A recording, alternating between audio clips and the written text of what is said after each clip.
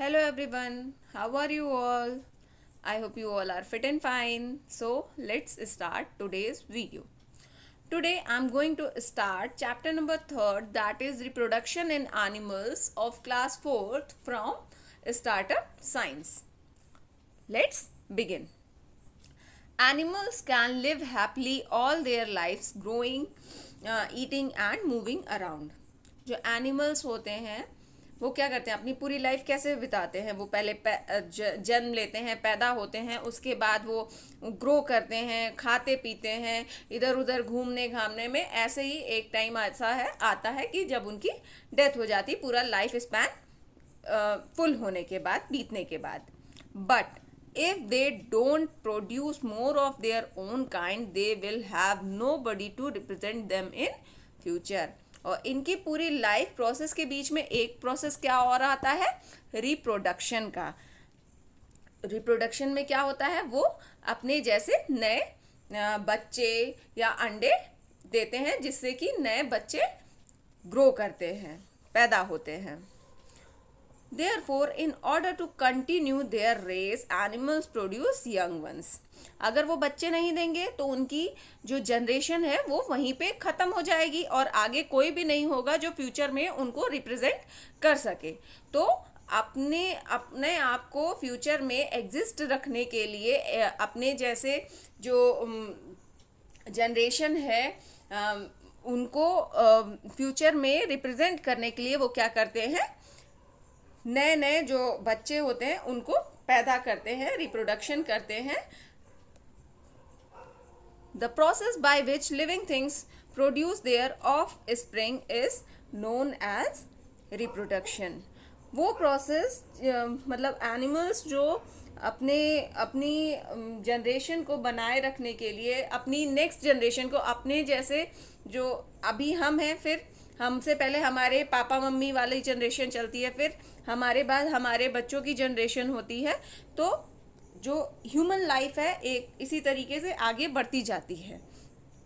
तो यही प्रोसेस जिससे लिविंग थिंग्स जो अपने ऑफ स्प्रिंग मीन्स अपने वंश को बढ़ाने के लिए बच्चे पैदा करते हैं, इसी प्रोसेस को हम क्या कहते हैं, रिप्रोडक्शन कहते हैं।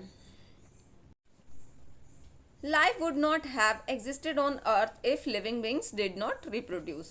जो अर्थ पे लाइफ पॉसिबल है वो इसी वजह से है क्योंकि रिप्रोडक्शन का प्रोसेस चलता रहता है, नए नए एनिमल्स रिप्रोड्यूस होते रहते हैं। अगर ये रिप्रोडक्शन का प्रोसेस बंद हो जाएगा तो लाइफ भी अर्थ पे पॉसिबल नहीं होगी।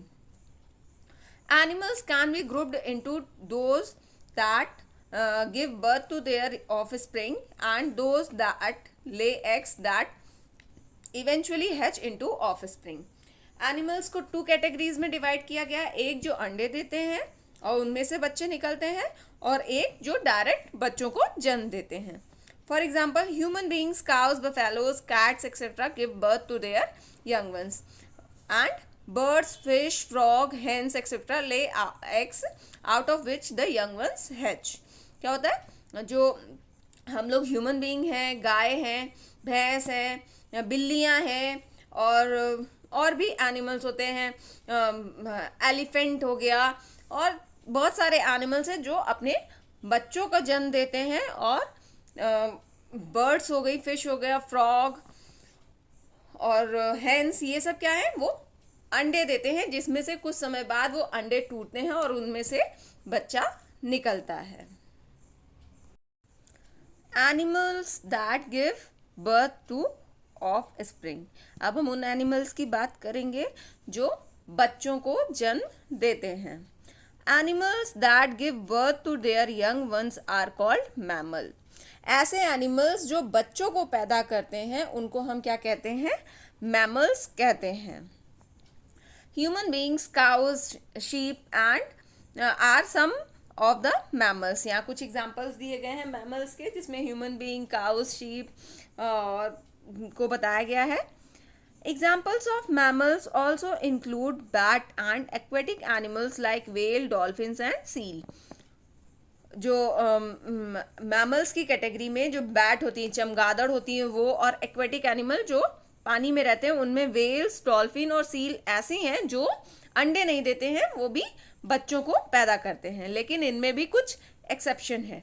सम exceptions in mammals are duck billed platypus and spiny anteater which do not give birth to their young ones. Instead, they lay eggs from which their young ones come out. कुछ exception means mammals की category में कुछ ऐसे भी आते हैं जिसमें platypus और एंटीटर है जो कि बच्चों को नहीं जन्म देते हैं बल्कि वो अंडे देते हैं और उनमें से कुछ समय बाद अंडा टूटता है तो उसमें से बच्चे निकलते हैं, लेकिन फिर भी इनको मैमल्स की कैटेगरी में रखा गया है. Mammals have the following features. Mammals में कुछ अलग फीचर्स होते हैं. Let's see. First, they have a highly developed brain. Mammals में जो ब्रेन होता है, दिमाग होता है, काफ़ी डेवलप होता है, शार्प होता है. Their bodies are covered with hair और fur to keep them warm. जो मैमल्स की जो बॉडी होती है उनका ऊपरी सरफेस, जैसे हमारी स्किन के ऊपर भी हेयर्स हैं, वैसे ही कुछ एनिमल्स में फर होते हैं और कुछ में हेयर होते हैं, जिससे कि वो बॉडी टेम्परेचर को मेंटेन रखता है, उनको गर्म रखता है. Next, they maintain constant body temperature despite changing climatic conditions. That's why they are called warm-blooded animals. जो मैमल्स होते हैं वो बार बार अपनी जगह को एक जगह से दूसरी जगह क्लाइमेट जब चेंज होता है उस हिसाब से अपनी जगह चेंज करने की बजाय वो क्या करते हैं, अपने बॉडी टेम्परेचर को मेंटेन करने की कोशिश करते हैं, तो मेंटेन करते हैं, जिसकी वजह से उनको क्या कहा जाता है, वार्म ब्लडेड एनिमल्स कहा जाता है. Next, mammals have 4 limbs. They may have 2 legs and 2 arms or 4 legs or a pair of flippers and fins. Mammal में क्या होते हैं, 4 लिम्ब होते हैं जिसमें या तो 2 पैर 2 हाथ होते हैं, या 4 पैर होते हैं, या फिर 2 फ्लिपर होते हैं, 2 फिन होते हैं. इस तरीके से मैमल्स की कैटेगरी में 4 तरीके के 4 लिम्ब्स होते हैं. Next, mammals look after their young ones properly. They feed them with their milk. They clean them, keep them warm and protect them from enemies and climatic changes. Mammals क्या करते हैं, अपने young ones जो अपने बच्चे होते हैं उनका बहुत ध्यान रखते हैं, उनको दूध पिलाते हैं, उनको साफ सुथरा रखते हैं, ठंडी होती है तो उनको वार्म रखते हैं, और जो भी मौसम चेंज होता है उस हिसाब से वो अपने बच्चों के लिए शेड लाते हैं और उनको किसी दूसरी जगह पे लेके जाते हैं, और जो भी उनके बच्चों के लिए हार्मफुल या डेंजरस एनिमल्स हैं उनसे उनकी रक्षा करते हैं. मैमल्स के बारे में समझना है तो आप अपने आप को ले लीजिए, हम भी एक मैमल्स हैं, ह्यूमन बीइंग मैमल्स होते हैं, और हमारे माँ बाप हमारी जिस तरीके से केयर टेक करते हैं, हमारा ध्यान रखते हैं, देखभाल करते हैं, वैसे ही सारे मैमल्स करते हैं. Next, animals that lay eggs. वो एनिमल जो अंडे देते हैं. The egg laying animals include birds, amphibians, aquatic animals, insects and reptiles. जो अंडे देते हैं उनमें कौन कौन आते हैं, बर्ड्स आती हैं, एम्फीबियंस आते हैं, एक्वेटिक एनिमल्स आते हैं, कुछ एक्वेटिक एनिमल्स हमारे मैमल्स में भी आते हैं और कुछ एग लेइंग एनिमल्स में भी आते हैं, इंसेक्ट होते हैं और रेप्टाइल्स होते हैं. These animals lay eggs and keep them in a warm place or sit on them to keep them warm.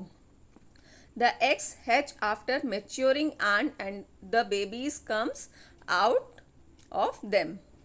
क्या होता है, ये जब अंडे देते हैं तो उसको किसी गर्म जगह पे वार्म प्लेस पे रखते हैं और उन अंडों को गर्म रखने के लिए, सेने के लिए क्या करते हैं, उस पे वो खुद बैठ जाते हैं जिससे वो गर्म रह सके. और कुछ समय बाद जब अंडा मैच्योर हो जाता है, उसके अंदर बेबी अच्छे से मैच्योर हो जाता है, तो अंडे टूटते हैं और उसमें से बेबी बाहर आता है.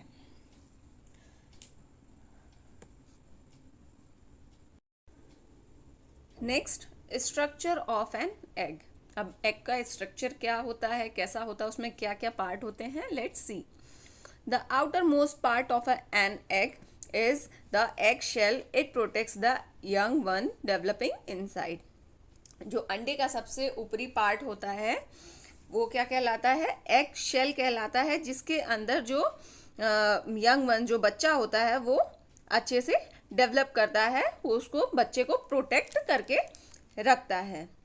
The middle part consists of the yolk. It is yellow in color and rich in fats, proteins, vitamins, and minerals.